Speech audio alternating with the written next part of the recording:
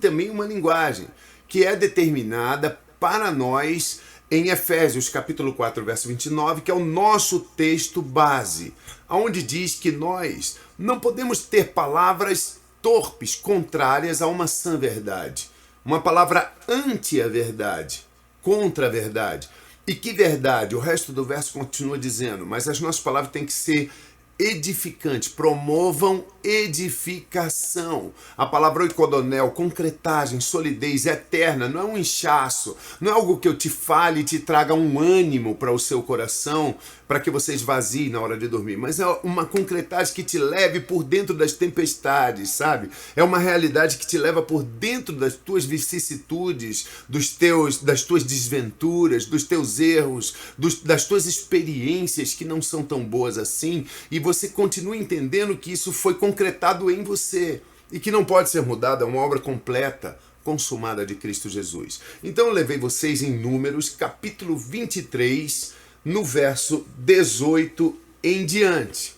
E lá está escrito, quero lembrar a vocês, que é Balaão falando, um agoreiro, uma pessoa que era contratada por reis para proferir maldições sobre povos que viriam invadir esses reis. E nesse momento Balaque, um rei, tinha contratado Balaão para amaldiçoar o povo de Deus, que vinha sob o comando de Josué. Então esse Balaque, ele paga uma fortuna a Balaão para que amaldiçoe.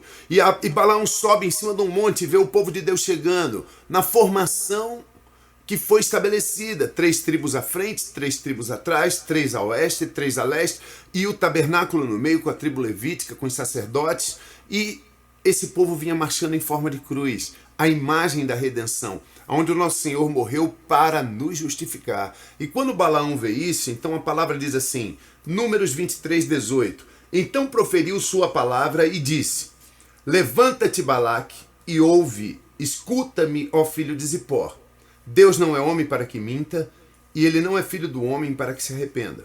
Porventura, tendo ele prometido, não fará, ou tendo ele falado, não cumprirá. Eis que para abençoar eu recebi uma ordem.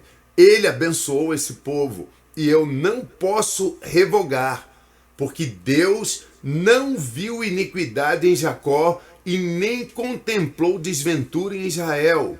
O Senhor, seu Deus, está com ele, no meio dele se ouvem aclamações ao seu rei. Prestem atenção, no verso 21 diz, ele não viu iniquidade em Jacó, ele não viu e não contemplou desventura em Israel. Não diz que Israel não praticava iniquidade. Não diz que Jacó, que o povo de Deus não errava. Esse povo andava, ele murmurava, ele reclamava que faltava água. Esse povo adorava bezerros de ouro. Esse povo se atrapalhava o tempo todo com questionamentos e até rebeliões.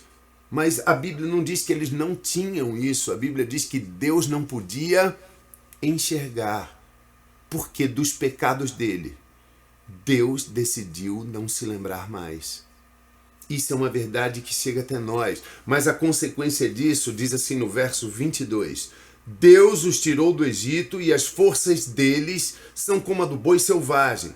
Verso 23, pois contra Jacó não vale encantamento, nem adivinhação, agouro, macumba, maldição, inveja contra o povo de Israel. Agora se poderá dizer de Jacó e de Israel, presta atenção que se poderá dizer, que coisas tem feito Deus no meio deles. Interessante, não é olha como eles são bons. Interessante, olha como eles são perfeitos. Não é nada disso. É que grandes coisas Deus tem feito no meio deles. Essa é a verdade da redenção. Não diz que eles não tinham falhas e pecados. Diz que mesmo tendo, Deus não podia ver, por causa da obra da cruz que vinha sendo expressa na própria formação deles, na marcha pelo deserto. Isso não podia ser amaldiçoado, porque não tinha delitos aos olhos de Deus. Você entende, gente? Uma maldição sem causa não pode acontecer. Provérbios 26, 2 diz, assim como o pássaro sem um lugar adequado não pode pousar, a maldição sem uma causa não pode se estabelecer numa vida. A partir do momento que você é revelado e se vê justo, a justiça de Deus, nenhuma maldição desse mundo pode chegar à tua casa. Praga nenhuma pode chegar à tua tenda. Aprenda isso, e essa tem que ser a nossa palavra para todos os nossos relacionamentos, sejam famílias, colegas, trabalhos, faculdades, isso que eles têm que ouvir de nós, a palavra dos justos. Inscreva-se no nosso canal e amanhã nós estaremos aqui com um desfecho dessa mensagem, a parte mais importante. Não perca, eu conto com vocês. Até amanhã e que Deus te abençoe.